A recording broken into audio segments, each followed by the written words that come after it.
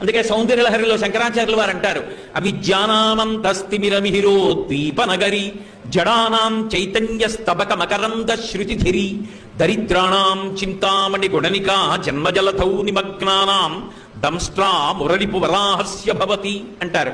కటిక చీకట్లో ఉన్నవాడికి సూర్యోదయం ఎలా ఉంటుందో అలా జ్ఞానం ఇవ్వగలిగినటువంటి తల్లి ఆ భ్రమరాంబ. ఆ తల్లి జడానాం చైతన్య స్తబక మకరంద శృతిచెరి, జడత్వంతో ప్రతిస్పందన శక్తి లేకుండా పడి ఉండేటటువంటి వాళ్ళలో చైతన్యాన్ని నింపడంలో ఆమెయే సాటి.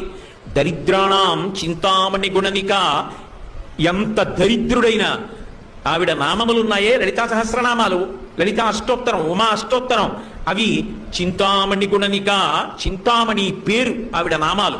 ఒక్క నామం చాలు. జన్మ జలధౌ నిమగ్నానాం దంష్ట్రా మురరిపువరాహస్య భవతి.